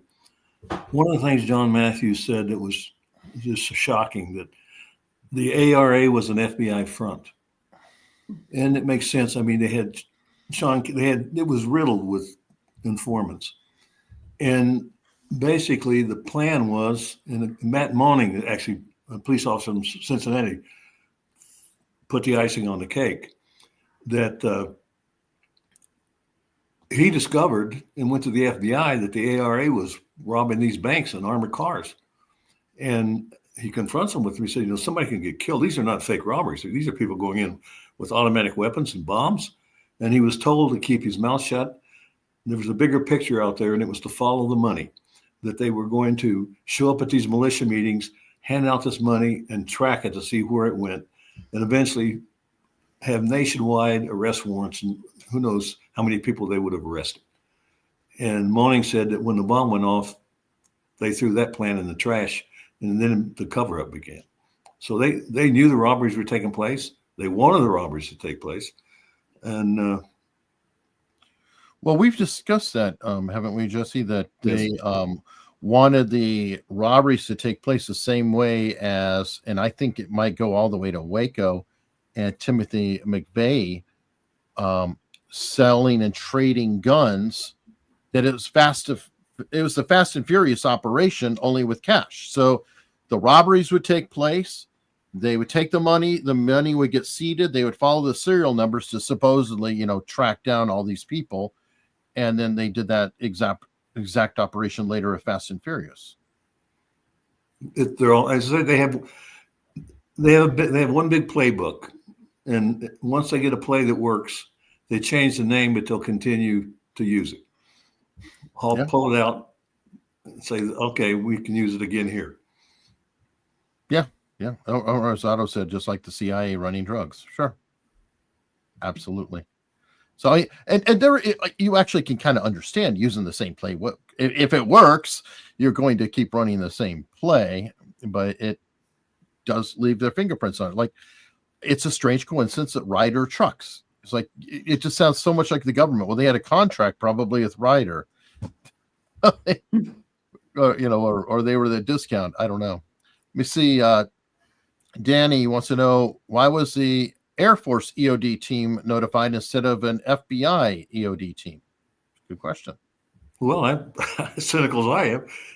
If they screwed up and blew up, wouldn't you rather lose guys from somewhere else than your own guys? That's a good point. And they may have, and I understand these guys were experienced. They came from Iraq. I mean, they had spent a lot of time in Iraq diffusing the bombs over there. So they weren't greenhorns. Fair enough. Fair enough. Dan Sundin, I don't know if this is a question or a statement. Oklahoma City bombing was all about document destruction, Gulf War I, and sickness related to depleted uranium. Whitewater records of the Clintons moved from Little Rock, Arkansas. That's kind of a statement, not a question. I don't know anything about that. You know, I hear this. I'm sure the others do as well, and I just wonder, even in 1995, it seems hard to believe that important records, like exclusive single copies of them, would have been sitting in the Mira building. I mean, wouldn't somebody have kept a copy, a Xerox? I find that argument not compelling. Mm-hmm. I could agree with that. I mean, and there's also, I mean, it'd be easier to just set fire in the room. Or the dog ate And the homework. we've all seen these buildings explode, and papers go every which way, or we imagine we've seen them. I mean, it's just, you can't really control the destruction of all those hundreds of thousands of pages. It's a confusing argument to me. It's a valid point. Let me see.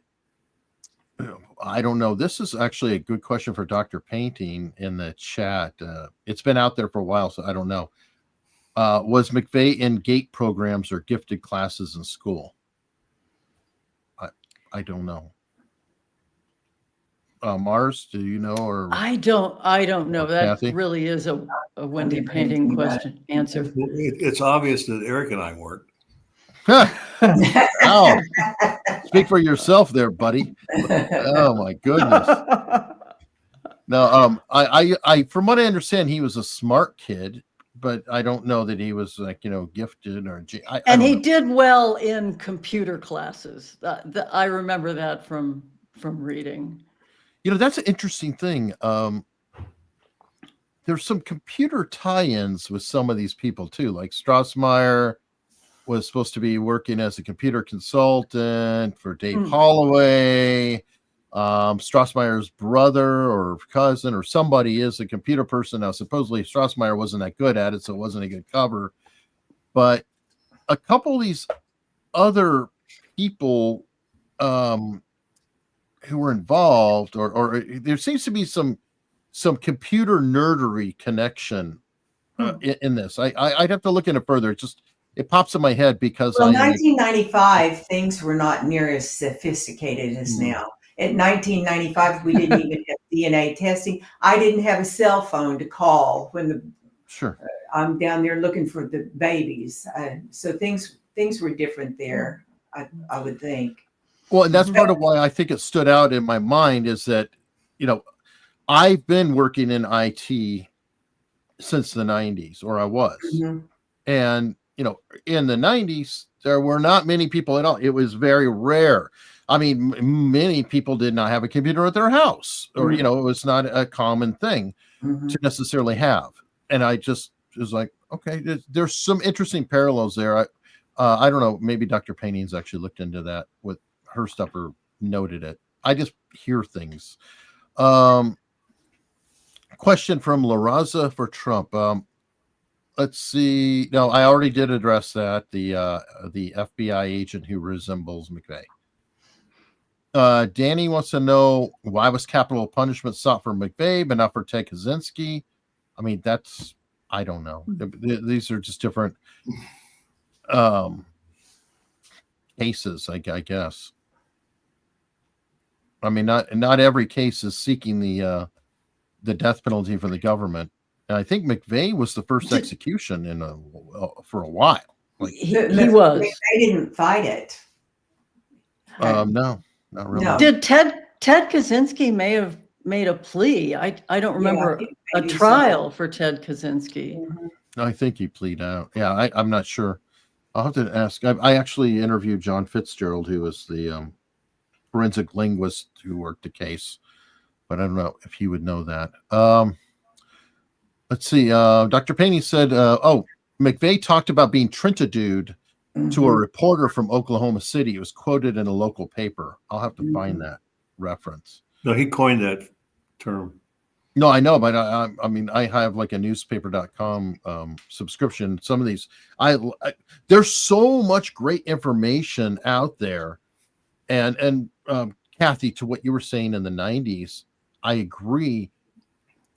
A lot of things were siloed a lot more because there would be a story written about in the local Buffalo paper, but people wouldn't necessarily know about it in Oklahoma. It's not like now where everything is so intertwined. And in the 90s, they were just starting to digitize records. My wife was a library director at Langley Air Force Base, and so we've talked about this for a long time.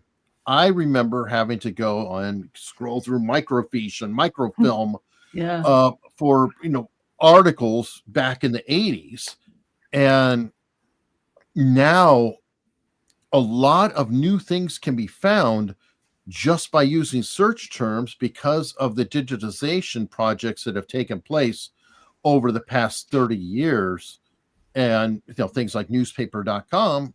I don't know, Mars, if you've been going through like newspapers or whatever with your research, you could find some really amazing stories like, oh my God, this is right here. This story is totally written out. So absolutely.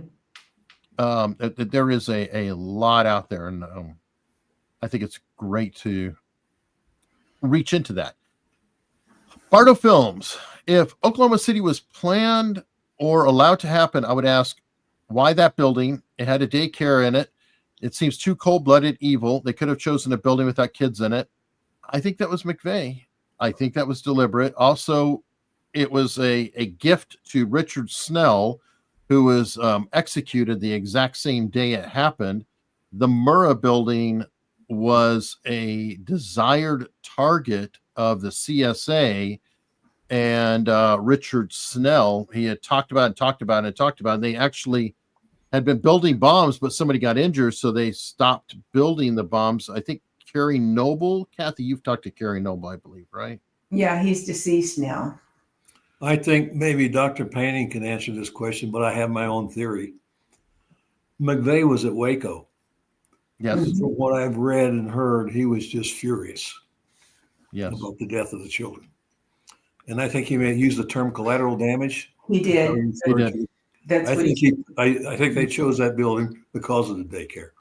Yeah, and because Richard Snell had been there. And on the day of Snell's execution, he asked for the TV to be turned on in his cell, and he smiled and chuckled as he watched the coverage of the Oklahoma City bombing. And not only that, he was with his spiritual advisor, Robert Millar, and he was taken back and buried at Elohim City, the very place the informant warned him, these people are planning a bomb. And Robert Millar was the head of Elohim City. Elohim City. Mm-hmm. Yeah, it is a very, very small step. And Timothy McVeigh, he said a quote that I thought was one of the coldest quotes I've ever heard. And I've heard him mention it multiple times. He compared what he did to Star Wars and the bombing of the Death Star. He said, keep in mind that in Star Wars, most of the people working at the Death Star were secretaries and normal people, etc. But we all cheered when it blew up.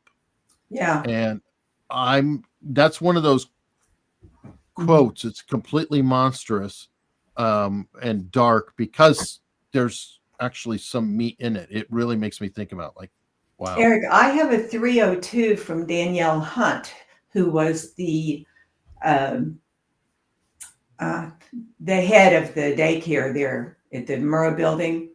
And she, in her 302 to the FBI, she told them McVeigh had been in the building. He came to the daycare and he asked just off the wall, strange questions. And she thought something was suspicious when he left there. He targeted that daycare. He needed children to die. and because of Waco and his alliance with Snell and that group of people. And Yeah. I also know from working with the Jones, McVeigh's attorney, that the ATF was downtown the night before the bombing.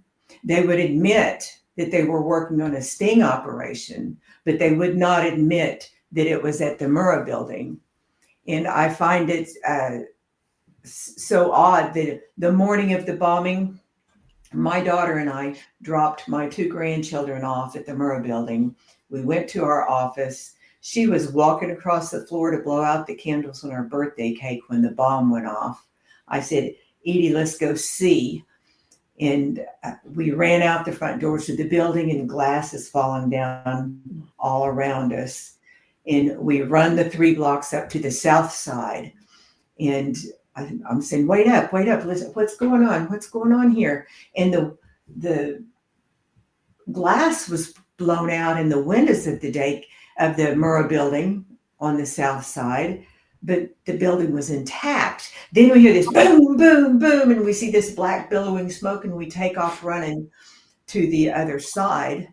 And we turned, and where the daycare once was just a pancake pile of rubble. And that's where Edie and I, at the front of the building where McVeigh had the bomb truck, that's where we pulled up every day to drop the kids off at daycare. We didn't have enough sense to turn and go back to the south side to try to get into the building. And I started climbing the rubble, and I'll never forget, because before the bombing, hey, I'm Betty Crocker. I lived with my head in the sand. I didn't know things like this happened. But a guy grabs me and he won't let me go in the building. And I see on his jacket, it says ATF, ATF. I'm saying, who is that? And does he have the power to keep me out of here? And then I learned many things. We talked about the dinner I had at my home, and that the fire department had been down there and the bomb squad had been down there. I've come to believe that the ATF, I know, was there. I think McVeigh probably changed things in the middle of he was supposed to come blow the building up with no one in it. He changed things. ATF is stepping down from their operation because they had waited all night for the bomb truck to show up. They call in the bomb squad and give the building a clean sweep, and then let everybody go in the building without warning them it was a dangerous day. And I've taken my 30 years of investigation, and my book is more of a historical fiction. I've put the documents in it for the things I espouse. I don't just make up things and made this elaborate story. I put the story of the bombing together the way I believe that it really happened. And Marge's book is a fabulous book. It's very informative. I'm just a grandma that lost her kids. So I took my stuff and made my story, but she's got the facts and she's got the credentials. She's the America's Most Wanted gal. You know, I hang around with smart people. I like Jesse and I like Margaret. I've always, it helps me. They make me look good, but they've brought me this far, and I'm just happy to be a part of the team. Don't sell yourself short. But I think Kathy and Margaret should jump in here. I don't know this for sure, but I've heard that the ATF guys were not in their offices that morning in the Murrah building. They were not. No, they weren't. Actually, Edie was commenting in the chat. Nobody was there. They said they were in a golf tourney. Just left the secretaries and non-golfers behind. Yeah, I'm glad we're coming back to the building and to Kathy and Edie, because earlier, circling back, we talked about the building, and I wonder, Kathy, if you remember, was there an issue? I mean, there was an issue, but I don't know if your circle was involved in it to try to keep them from destroying that building. I mean, when your daughter Edie made that incredible statement to CNN, that was literally on site when they were the controlled demolition. But were you privy to the efforts to not to allow them to implode Well, the building. Margaret, at that time, I was so heartbroken over the children. Of course. Sure. But, and it was actually my husband, Glenn, that started the investigation. You know, I picked up after he died. I felt I owed it to Chase and Colton, and I felt I owed it to Glenn to keep investigating, because I think that the truth matters, and America needs to know what really happened. And so I continue to investigate, and that's what I've been doing. But no, I did not want the building destroyed. We had enough questions by then. It's like, no, we need to keep it. But I didn't actively work. I think the more important question is, why take it down? It did not pose a threat to anybody. You could have fenced it off and done the investigation you needed.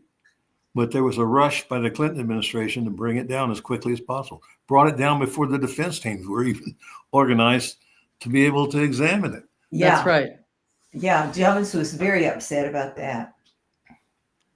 You know, all these are valid points, and I'm new to the game. I'm new to being here, but it's such a deep honor having all of you here, and also in the chat, Dr. Painting. Can you keep this discussion going for several more hours? Sadly, no. I'm actually going to wrap it up, but that is Dr. Painting, and this is Dr. Painting's book, by the way, that you may also want to check out, especially if you really want probably the most authoritative, well-researched, deep dive in on Timothy McVeigh and everything that happened. I mean, it is kind of like an omnibus of his story. This is just an extraordinary book. I mean, I consider myself to be a research wonk, but I remember a couple of weeks right around this cold time of year, curled up on a sofa, just page turning through this astoundingly well-researched, well-written book. I mean, it's incredible. Eric, can we stay on for just a minute for the question to Kathy? Sure. And I hope I'm not disclosing any confidences she shared with me, and it tore my heart out when I heard it. Still boozy. About decorating your grandkids' graves, you and Janie. Yeah. You want me to tell that story? Please. Well, Janie Coverdale was the only friend I had after the bombing that I could go to lunch with, or I could hang out with. And we talked about our grandchildren in the past tense.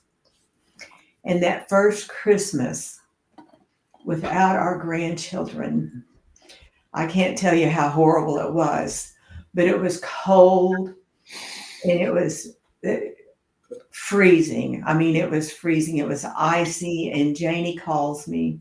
She didn't drive. I took her everywhere she went. And she called me and said, Kathy, we've got to get a tree. We've got to put a tree up for the boys. They need a tree. And I said, man, Janie, it's a blizzard out there. I don't, we shouldn't do that. And she goes, no, we've got to do it. We're going to do it. I said, okay, Janie. So we go out to the site and we put the tree up and we put the decorations on it. And my hands are just frozen. It's one of those things, even your eyelashes were frozen. We were so cold and we were crying and our tears were frozen on our face. And when we got through, we went back into the Regency Tower there. And I looked there and our faces were just pitiful, but we were so heartbroken. And I looked at Janie and I said, well, Janie, Merry effing Christmas. And she started laughing because I don't talk like that. And then I started laughing and it changed the things. But she was a dear friend of mine and she was the one person that shared my grief. I mean, she knew. And oh, there's Edie put on there. Aaron and Elijah are buried across the meadow from Chase and Colton. I used to take, that's what Edie's saying at the bottom of the screen. I'd take Janie out to the, my mom doesn't cuss. We would go out to the cemetery and we would visit the boys, and Janie would say, "Listen, Kathy, listen." And I said, "What, Janie, what?" And she goes, I hear Elijah saying, "Granny, what are you doing out here with Chase and Colton's grandma?" And we would visit. I miss her. I miss her a lot. Wow. Well, thank you, all of you, and I really appreciate this. I will keep going at this, and I will be talking with all of you. We've talked multiple times before. I encourage everybody to please look. This is part of a series, and everyone you see here, I've interviewed before, and I will be interviewing again. I think this is it's a massive story. We're talking about decades of information, and I really didn't know or get involved with this until Mars reached out and sent me a book and said, can you look at this, and sent me down this bunny trail or rabbit hole like nothing I've ever been on. So I hope everybody's patient, because I literally just arrived like 2 months ago. I mean, that everything that I've seen or whatever has been just in the past couple months. I'm just learning as I go, and am completely immersed in it. And it's the people here that I'm with, and the Dr. Painting and the chat, etc. The people, the Roger Charles, the JD Cashes, all these people that have come before. I'm just a storyteller, and I'm trying to hopefully get their story out. So all of you, thank you so much. And everybody, if you want to learn more about this, please let me know. And I actually am talking to Charles Key within the next week. We have something scheduled. So you may be seeing an interview with Charles Key a week from today. I don't know. I can never guarantee it, but I will say that there is an interview scheduled. We will be talking. So that is out there. I am also reaching out to other people, some of which I've mentioned in the show. Danny Colson, I hope you are out there. Hope you're watching. I want to talk with you and anybody who has any real information. So everybody, if you like this kind of thing, please consider subscribing. It's free. It's a button down there. It's lonely. If you click it, it won't be read anymore. It'll settle down. And Eric, to you, hats off. Your leadership on this is incredible. You have pulled together an amazing amount of work, body of work already. And your art, your storytelling, and your visual storytelling is it's amazing. Keep it up. Yes. well, thank you. And also,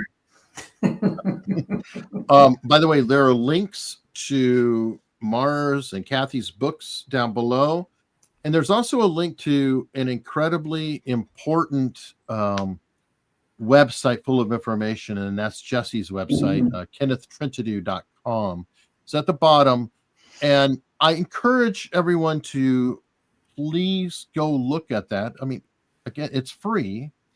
And there are images on that site that put the lie to the government. These are images that I cannot show on YouTube.